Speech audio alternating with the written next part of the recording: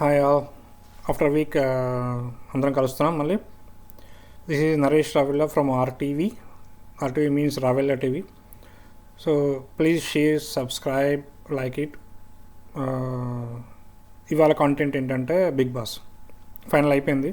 కళ్యాణ్ తీసుకున్నాడు. Very thank you. He deserve it.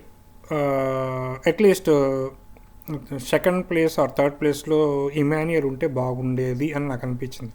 ఎందుకంటే చెప్తా, ఫస్ట్ నుంచి లాస్ట్ వరకు కామెడీతో పాటు ఎంటర్టైన్ చేస్తూ ఎవరిని ఎక్కడ ఇబ్బంది పెట్టకుండా ఇమాన్యుయల్ మెయింటైన్ చేసుకుంటూ వచ్చాడు.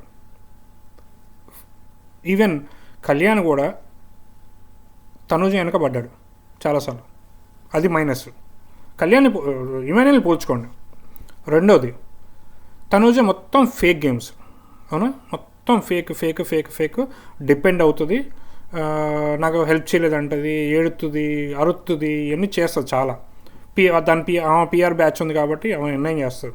కానీ ఈ ఇమాన్యుయల్కి ఇవన్నీ ఏమీ లేవు. అయినా అక్కడి వరకు వచ్చాడు.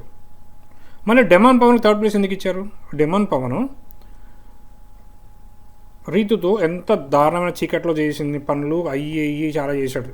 లాస్ట్ వీక్ ఆడాడు అంతే, అది టాప్ 5లో. ఇంత చేసి ఇప్పుడు ఈ ముగ్గురులో పోల్చుకుంటే మీరు సజెస్ట్ చేయండి ఎవరు? ఇమాన్యుయల్ ఇది పర్ఫెక్ట్. అట్లీస్ట్ టైటిల్ ఇవ్వకపోయినా, అట్లీస్ట్ సెకండ్ ప్లేస్ ఇవ్వకపోయినా దరిద్రం చేసి తనుజకి ఇద్దామని డిసైడ్ అయ్యారు కాబట్టి థర్డ్ ప్లేస్ ఇమాన్యుయల్కి ఇవ్వాలి కదా. Because is not happy on that. అంత అంత అంత ఘోరమా? నాగార్జునకి బుద్ధి లేదా? ఇన్ని ఎపిసోడ్లు చేస్తారు కదా, అట్లీస్ట్ కూర్చొని మేనేజ్మెంట్తో మాట్లాడతారు కదా ప్రతిసారి వచ్చే ముందు. It's not correct. Totally unfair జరిగిందని నా అభిప్రాయం.